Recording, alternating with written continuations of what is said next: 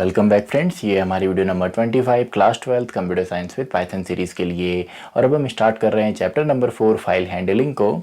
और ये हमारी पहली वीडियो है इस चैप्टर के लिए, यानी कि इंट्रोडक्शन वीडियो। यहाँ पे हम देखेंगे फाइल हैंडलिंग क्या होती है, इसके क्या फ़ायदे हैं और कैसे हम एक फ़ाइल से डेटा को रीड करते हैं अपने पाइथन प्रोग्राम के अंदर। तो सबसे पहले फ़ाइल हैंडलिंग बोला किसे जाता है। देखिए, फाइल्स हमारी सिंपली क्या होती हैं, जिसके अंदर हम डेटा को स्टोर करते हैं, यानी कि डेटा को स्टोर करने के लिए हम फाइल्स को यूज़ करते हैं।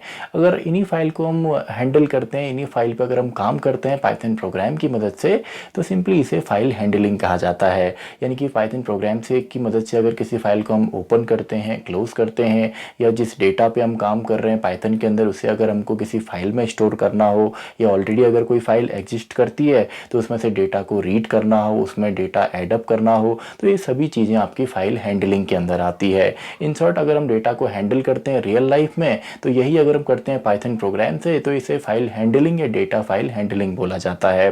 तो सिंपली अगर इसको हमने डिफाइन भी करना हो, वैसे तो हमारा जनरल ये कॉन्सेप्ट है फाइल हैंडलिंग, फाइल को हैंडल करना, यानी कि फाइल पे काम करना। तो सिंपली हम इसमें लिख सकते हैं working with data files, working with data files in Python programming.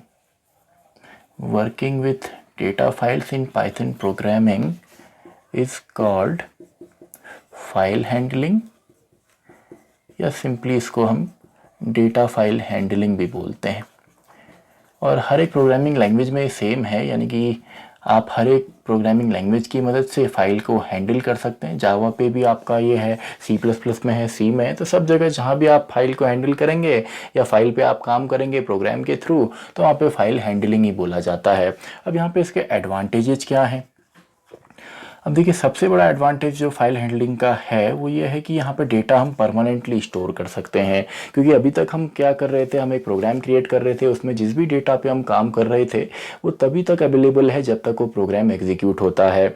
लेकिन जैसे ही हमारा प्रोग्राम जो है टर्मिनेट होता है, तो वो डेटा भी हमारा इरेज हो जाता है, डेटा भी हमारा डिलीट हो जाता है। और ना केवल प्रोग्राम में, कोई भी चीज़ अगर आपकी एग्जीक्यूट होती है तो वो रैम पे एग्जीक्यूट होती है, और रैम हमारी टेम्प्रेरी होती है, तो तभी तक वो हमारे पास अवेलेबल है जब तक वो चीज़ एग्जीक्यूट होगी। तो यहाँ पे भी सेम है, आपके पास डेटा को परमानेंट स्टोर करने का कोई मैकेनिज्म नहीं था अभी तक, लेकिन अब हम क्या करेंगे, फाइल हैंडलिंग हम यूज़ करने वाले हैं। तो पहला यहाँ पे एडवांटेज क्या है, data is stored permanently. Data is stored permanently, तो डेटा को परमानेंटली हम स्टोर करेंगे। और ऑलरेडी अगर कोई एग्जिस्टिंग डेटा है तो उसे भी अब हम यूज़ कर सकते हैं। तो इसको मैं लिख सकता हूँ already existing data can be used। Already existing data को हम यूज़ कर सकते हैं। और तीसरा, जब दोनों हम यहाँ पे कर सकते हैं, डेटा को परमानेंटली स्टोर किया जा सकता है और जो पहले से डेटा है उसको भी हम यूज़ कर सकते हैं, तो हमारा यहाँ पे स्कोप बढ़ जाता है। यानी कि लार्ज क्वांटिटी ऑफ डेटा को भी काफ़ी आसानी से हम यहाँ पे प्रोसेस कर सकते हैं।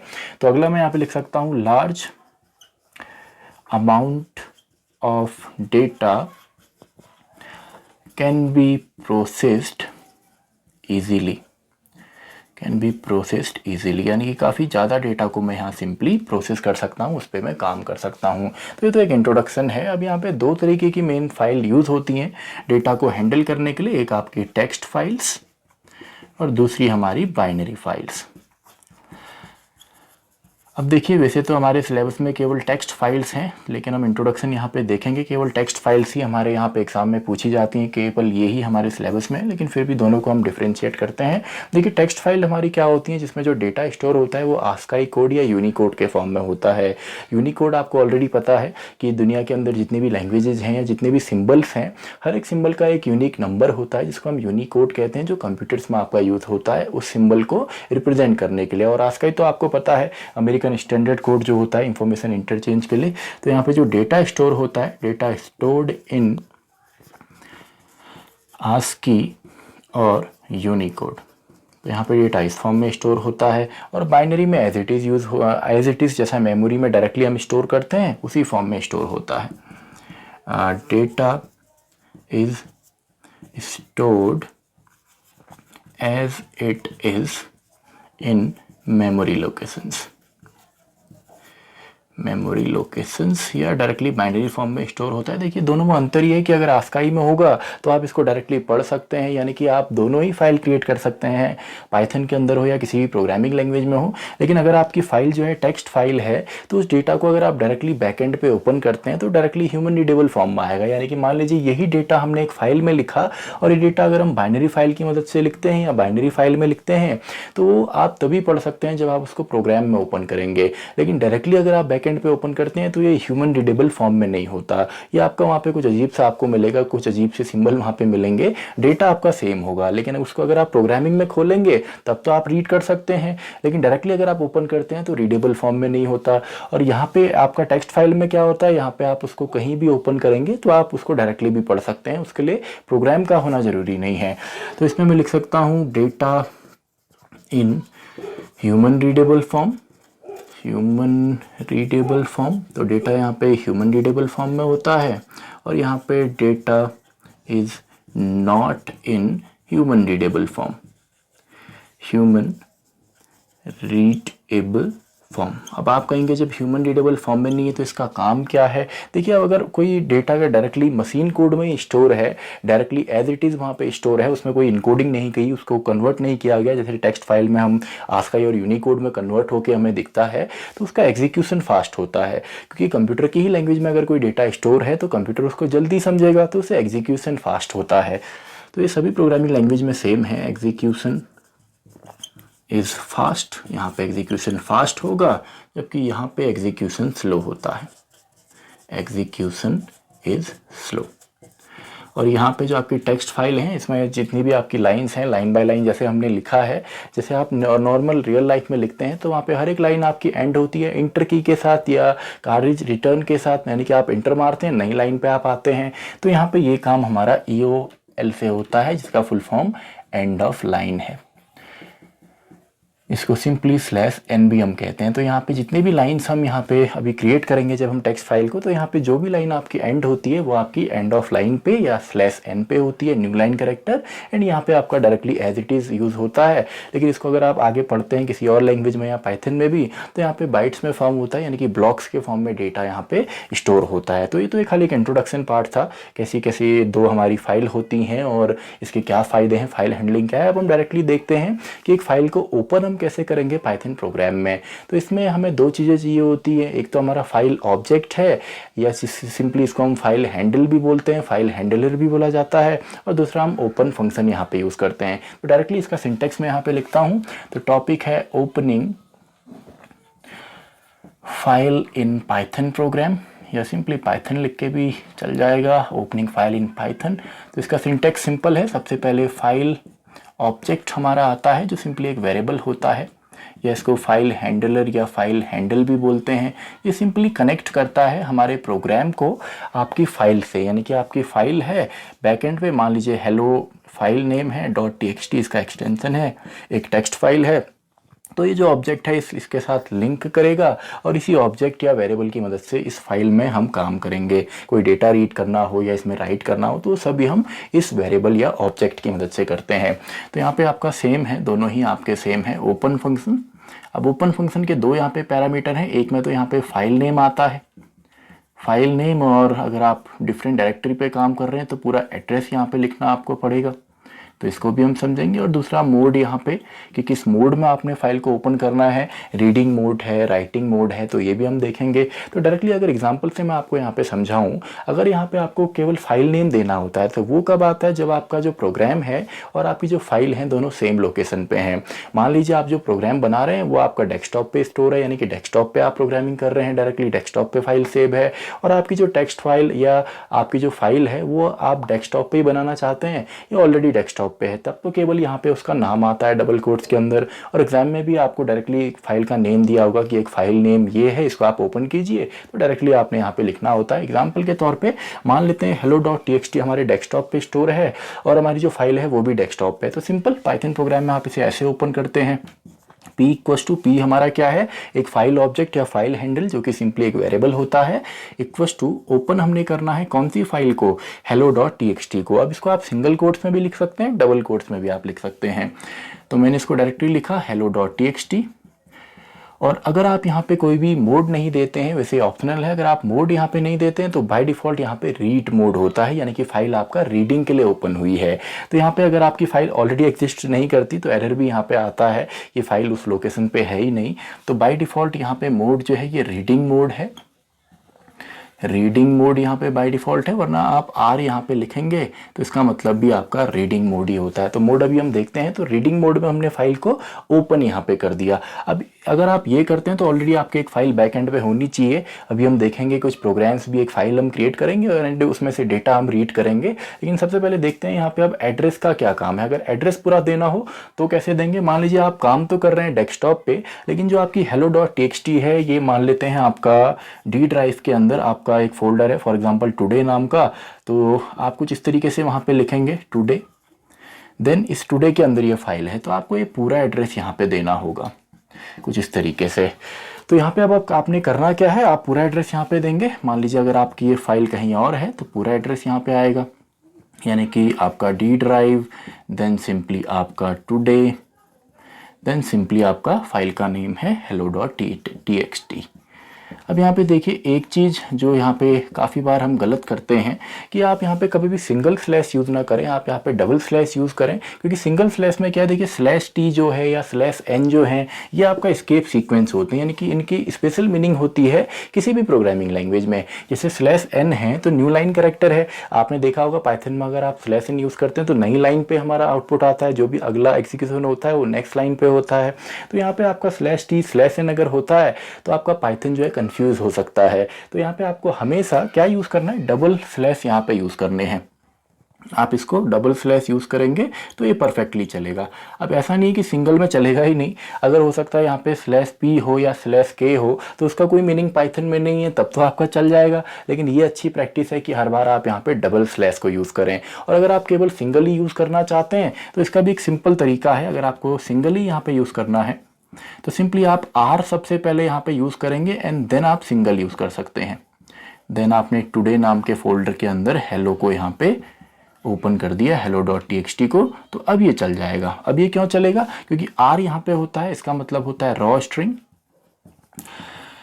और ये सिंपली बताता है कि अब जो इसके आगे स्ट्रिंग है इसमें कोई भी स्पेशल मीनिंग नहीं है, यानी कि वो एज इट इज़ है। स्लैश है तो स्लैश है, उसके साथ टी है तो टी है, दोनों अलग अलग हैं।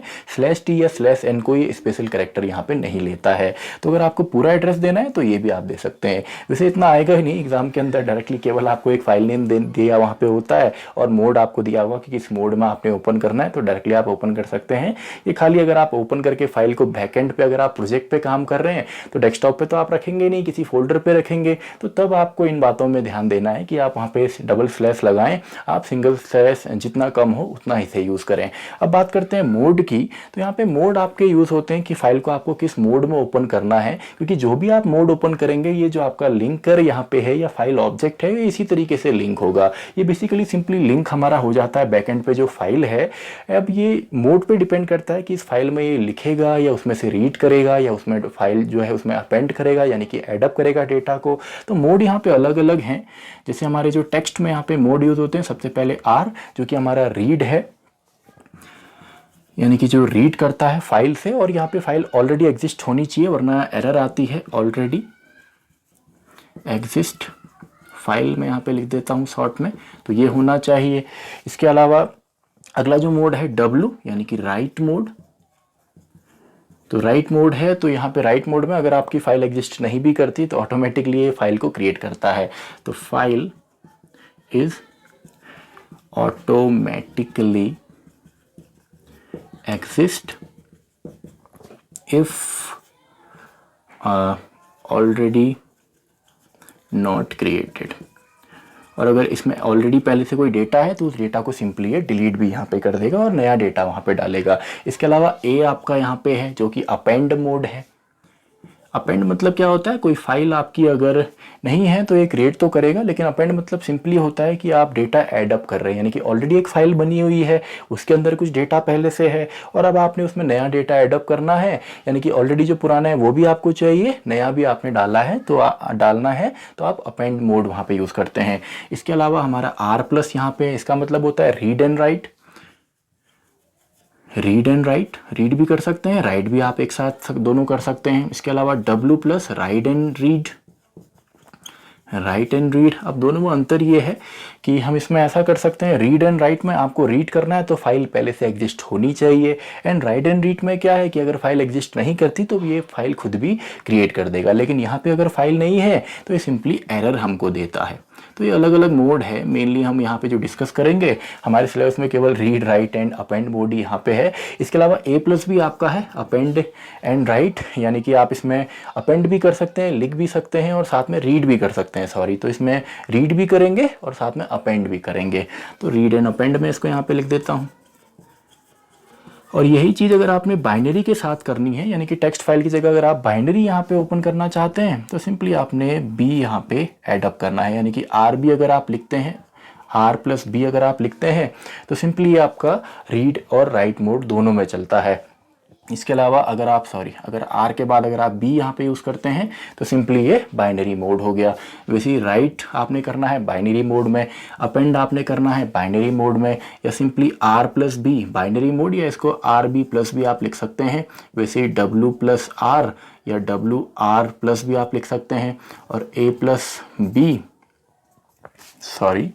मैं यहाँ पे R लिख रहा हूँ, यहाँ पे आपका B आएगा, तो B भी आप कर सकते हैं, A प्लस बी या AB प्लस, तो आप बाइनरी में भी इसको ओपन कर सकते हैं। लेकिन मेनली यहाँ पे हमने टेक्स्ट फाइल में ही काम करना है। तो ये तो एक इंट्रोडक्शन पार्ट है, आप किस तरीके से एक फाइल को ओपन करते हैं और किस तरीके से मोड आप वहाँ पे सेलेक्ट करेंगे। अब हम देखते हैं किस तरीके से हम फाइल से डेटा को रीड करते हैं। तो उससे पहले स्क्रीनशॉट आप इसका ले लीजिए नोट्स के लिए। तो आई होप आपने इसका स्क्रीनशॉट ले लिया। फाइल से डेटा को रीड करते हैं तो टॉपिक है हमारा रीडिंग डेटा फ्रॉम फाइल्स। तो टॉपिक हमारा है रीडिंग डेटा फ्रॉम फाइल्स। तो इसके लिए सबसे पहले एक रफ फाइल हमने यहाँ पे क्रिएट करनी है जिससे कि हम डेटा को रीड करेंगे। तो आप सिंपली एक काम करें, आप नोटपैड ओपन करें एंड उसमें कुछ स्टेटमेंट आप लिख के उसे सेव कर दें। मान लीजिए मैंने इसमें लिख दिया सबसे पहले हेलो वर्ल्ड, एक स्टेटमेंट मैं लिख देता हूँ। इसके अलावा पाइथन इज़ ग्रेट, एक स्टेटमेंट ये मैंने लिख दिया। इसके अलावा हेलो पाइथन चलिए हम लिख लेते हैं, या हेलो टुडे मैंने लिख लिया।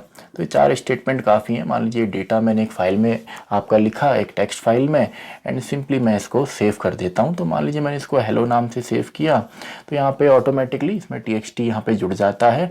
अब देखिए एक गलती, एक कॉमन सी गलती हम लोग करते हैं, जैसे मान लीजिए विंडोज 7 के अंदर अगर आप राइट क्लिक करके किसी टेक्स्ट फाइल को क्रिएट करते हैं, क्योंकि उसमें ऑप्शन आता है, मान लीजिए आपने राइट क्लिक करके एक टेक्स्ट फाइल वहाँ पर न्यू क्रिएट करी, तो जब आप इसका नेम लिखते हैं तो हम वहाँ पर हेलो भी करते हैं, साथ में .txt भी काफ़ी बार कर देते हैं।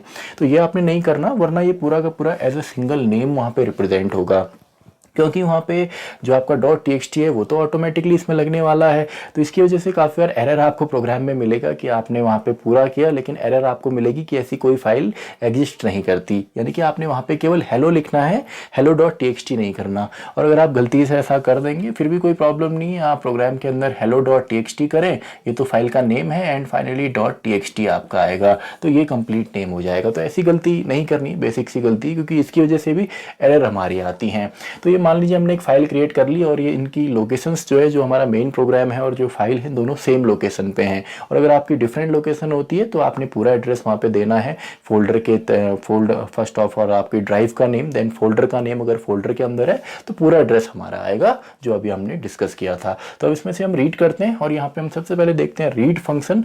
तो पाइथन प्रोग्राम के अंदर आप सबसे पहले ओपन करें, एक फाइल ऑब्जेक्ट यहाँ पे लें, पी नाम से या किसी भी नेम से आप ले सकते हैं। मैंने ओपन यहाँ पे करना है कौन सी फाइल को, hello.txt को, hello.txt नाम की फाइल मैंने ओपन करी, एंड देन इसको हमने रीड मोड में ओपन करना है। तो अगर आप यहाँ पे R नहीं भी लिखते हैं तो भी कोई प्रॉब्लम नहीं है, बाय डिफॉल्ट रीड मोड में ही ओपन होती है, लेकिन आप देना चाहें तो दे सकते हैं। तो रीड मोड में हमने ओपन यहाँ पे किया तो फाइल अब हमारी कनेक्ट हो गई, यानी कि P नाम का वेरिएबल अब एक पाथ की तरह काम करेगा इस फाइल के साथ, यानी कि इसके साथ अब लिंक हो चुका है और इसकी मदद से ही अब हम रीड करेंगे। तो सबसे पहले तो हमारा यहाँ पे है रीड फंक्शन। तो हम क्या करते हैं, हम सिंपली रीड फंक्शन यहाँ पे यूज़ करते हैं और वो रीड फंक्शन जो भी रीड करेगा उसको एक वेरिएबल में स्टोर कर लेते हैं। तो मान लीजिए हमने यहाँ पे कर लिया के नाम का एक वेरिएबल हमने लिया एंड इसमें हमने किया पी डॉट रीड। अब पी देखिए, पी यहाँ पे कनेक्ट करने के काम आता है। तो जितने भी फंक्शंस हम यहाँ पे फाइल हैंडलिंग में यूज़ करेंगे वो हम इस ऑब्जेक्ट के साथ ही यूज़ करेंगे या इस फाइल हैंडलर के साथ ही यूज़ करने वाले हैं। तो पी आपका क्या है, जो जिसके साथ जिसने कनेक्शन यहाँ पे क्रिएट किया हुआ है इस फाइल के साथ। तो हमने अपने हैंडलर को यहाँ पे यूज़ किया, यानी कि पी डॉट रीड हमने किया एंड सिंपली रीड एक फंक्शन है तो यहाँ पे आपका पैरेंथेसिस भी आएंगे। तो ये क्या करेगा, ये इसमें जितने भी कैरेक्टर हैं हर एक कैरेक्टर को सिंपली रीड करता है या हर एक बाइट को यहाँ पे रीड करता है। तो रीड करने के बाद अब इसने रीड किया एंड उसको किस में असाइन कर दिया, के नाम के वेरिएबल में। अब अगर आप डायरेक्टली यहाँ पे प्रिंट करते हैं के को तो सिंपली आपका जो यहाँ पे आउटपुट आएगा वो ये चारों की चारों लाइन यहाँ पे आएगी या जितना भी आपका उस फाइल में डेटा होगा वो सभी आपका प्रिंट हो जाएगा। तो ये तो एक तरीका है। अब आप यहाँ पे रीड के अंदर आप स्पेसिफिक कैरेक्टर्स भी यहाँ पे दे सकते हैं, यानी कि अगर आप ये ना करके इसके बाद आपने यहाँ पे क्लोज भी करना, अगर इसको हम कंप्लीट प्रोग्राम यहाँ पे करें तो पी डॉट क्लोज यानी कि पी डॉट ओपन से यहाँ पे क्या होगा, पी डॉट ओपन से यहाँ पे लिंक कनेक्ट होता है, यानी कि आप एक फाइल को ओपन करते हैं। पी डॉट क्लोज से क्या होगा, आपने अब लिंक यहाँ पे खत्म कर दिया। अब इससे यहाँ पे क्या होता है, लिंक आप खत्म करेंगे, वैसे तो आपका प्रोग्राम जैसे टर्मिनेट होता है तो ऑटोमेटिकली ये लिंक आपका टूट जाएगा, लेकिन आप यहाँ पे क्लोज करते हैं ताकि एक ही उसमें आप मल्टीपल फाइल भी ओपन कर सकें, जो अभी आगे हम देखेंगे मल्टीपल फाइल एक ही प्रोग्राम में कैसे ओपन होती हैं। तो ये तो हमारा एक तरीका है। अब यहाँ पे अगर आप कुछ ऐसा करते, फॉर एग्जाम्पल हमने यहाँ पे किया p equals to open and simply हमने hello.txt को ओपन किया एंड सिंपली इसको हमने ओपन किया है रीड मोड में। अगर आप नहीं भी देते हैं मोड तो कोई प्रॉब्लम नहीं है, ये हमने किया एंड के में अब हमने पी डॉट रीड यहाँ से किया और हमने कहा इसके आपके केवल 20 कैरेक्टर्स यहाँ पे रीड हो जाएं।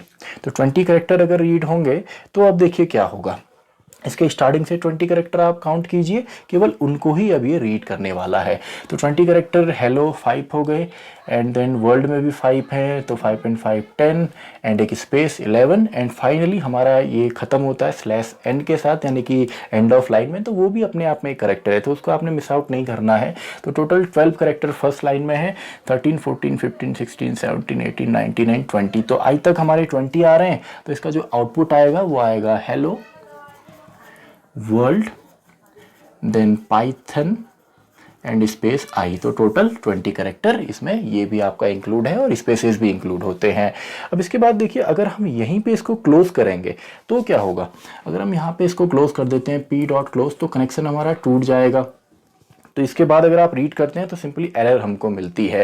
लेकिन अगर आप यहाँ पे क्लोज नहीं करते और क्लोज के बदले अगर आप देखिए यहाँ पे आप अगर क्लोज करेंगे तब तो इसके बाद अगर आप रीड करेंगे तो एरर देगा। लेकिन अगर आप इसको क्लोज नहीं करते हैं एंड आपने एक और वेरिएबल ले लिया फॉर एग्जांपल m एंड आप करते हैं p डॉट रीड, अब आपने कहा केवल 5 कैरेक्टर, तो अब क्या होगा, स्टार्टिंग से 5 कैरेक्टर रीड नहीं होंगे, इसी के बाद के 5 कैरेक्टर रीड होंगे, यानी कि आई तक तो हमारा रीड हो गया। अब हमारा एम के अंदर जो आने वाला है वो इसके बाद का आएगा, यानी कि इसके बाद के 5 कैरेक्टर 1 2 3 4 एंड 5, यानी ई तक हमारे आ रहे हैं एस स्पेस GRE। तो केवल ये प्रिंट होगा। तो अगर आप इनको प्रिंट भी करना चाहें, फॉर एग्जांपल आपने प्रिंट यहाँ पे कर दिया के को, तब तो आपका आउटपुट पता है ये हमारा आने वाला है। आप अगर यहाँ पे प्रिंट करते हैं एम को तो इसके बाद के जो 5 कैरेक्टर हैं यानी कि S then space then GRE, तो 4 हमारे यहाँ पे वर्ड है, सॉरी कैरेक्टर है और एक हमारा स्पेस है, टोटल 5 हमारे रीड होंगे। इसके बाद एक और वेरिएबल अगर आप लेते हैं तो अगेन सेम प्रोसेस यहाँ पे होती है। तो ये तो है आपका रीड फंक्शन की मदद से जो कैरेक्टर बाय कैरेक्टर रीड करता है, या अगर आप कोई पैरामीटर नहीं देते तो पूरी की पूरी यहाँ पे जो आपका डेटा है फाइल के अंदर ये सभी रीड करता है। अब अगर हमको लाइन बाई लाइन यहाँ पे रीड करना हो तो उसके लिए रीड लाइन फंक्शन हमारा है। तो लाइन बाय लाइन भी हम देखते हैं, लाइन बाय लाइन। तो अभी तो केवल हम यहाँ पे फंक्शंस को समझ रहे हैं कि किस तरीके से फंक्शंस हमारे काम करते हैं, रीड फंक्शन हो या सिंपली हमारे ओपन फंक्शन हो, क्लोज फंक्शन हो, फंक्शंस को हम समझ रहे हैं। नेक्स्ट वीडियो में काफ़ी सारे क्वेश्चंस हम यहाँ पे करेंगे जिसमें हम देखेंगे कि कौन कौन से क्वेश्चंस हमारे बोर्ड में आ सकते हैं जिससे कि हम फाइल को जिसमें हम फाइल से डेटा को रीड करते हैं। तो अगला वीडियो पूरा डेडिकेटेड होगा क्वेश्चंस के लिए। फिलहाल हम देखते हैं लाइन बाय लाइन। अब देखिए लाइन बाय लाइन के लिए भी हमारा सेम है। अगर इसी फाइल को हम लें तो हमने p इक्वल्स टू ओपन यहाँ पे किया, फाइल का नेम है hello.txt एंड आप मोड यहाँ पे अगर नहीं भी देते कोई प्रॉब्लम नहीं है। तो लाइन बाय लाइन के लिए भी सेम है, k equals to P dot read line.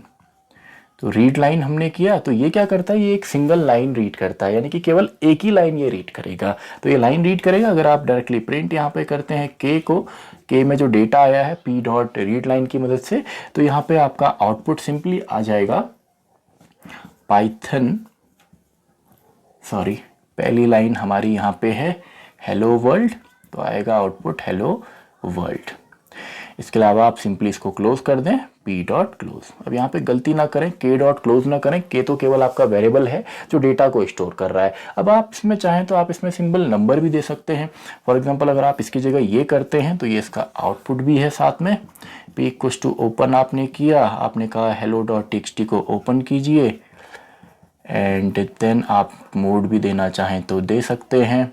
अब आपने यहाँ पे नंबर भी अगर दिया k equals to P dot read line और आपने कहा 5, तो अब ये क्या करेगा, अगर आप प्रिंट यहाँ पे करते हैं k को, तो सिंपली ये केवल 5 कैरेक्टर यहाँ पे हमको देने वाला है।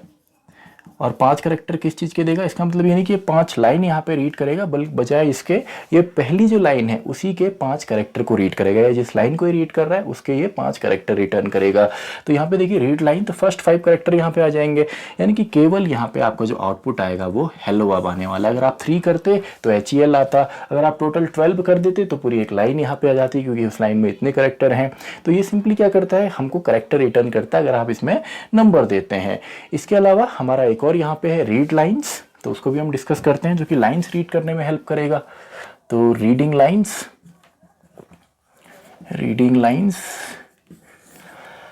तो p equals to open, file का नाम है hello dot txt, and then हमने इस फाइल से रीड यहाँ पे करना है, तो दे देते हैं चलिए मोड भी।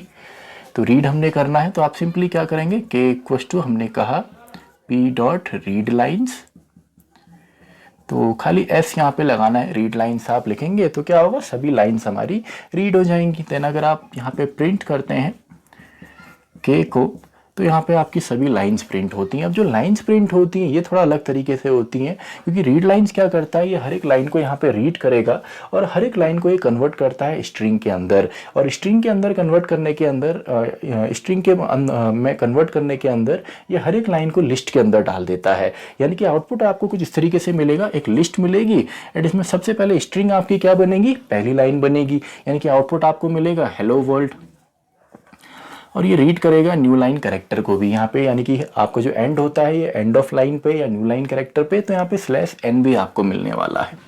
तो ये क्या है, ये आपकी पहली लाइन है। उसी तरीके से नेक्स्ट लाइन यानी कि लिस्ट का दूसरा एलिमेंट जो कि है पाइथन इज ग्रेट, तो ये आपको मिलेगा, एंड लास्ट में /n, तो ये दूसरी हमारी यहाँ पे लाइन है जो कि दूसरा एलिमेंट ये बना देता है, जो रीड लाइन है दूसरा एलिमेंट बनाएगा दूसरी लाइन को। देन थर्ड एलिमेंट यानी कि हेलो पाइथन, तो हेलो पाइथन आपको मिलेगा। तो इसी तरीके से लास्ट तक /n इसमें भी आपको मिलेगा, एंड फाइनली जो हमारा यहाँ पे है हेलो टुडे, तो हेलो टुडे भी हमको मिलने वाला है, तो हेलो टुडे भी हमें मिलेगा। तो इस तरीके से अगर आप रीड लाइन करते हैं तो इस फॉर्म में आपको आउटपुट यहाँ पे मिलता है। तो इसी के साथ हमारा इंट्रोडक्शन पार्ट भी खत्म होता है। तो आप स्क्रीनशॉट इसका ले सकते हैं नोट्स के लिए। तो आई होप आपने इसका स्क्रीनशॉट ले लिया होगा। तो इसी के साथ हमारी ये वीडियो भी खत्म होती है, वीडियो नंबर 25। मैं मिलता हूँ आपसे अगली वीडियो में, वीडियो नंबर 26।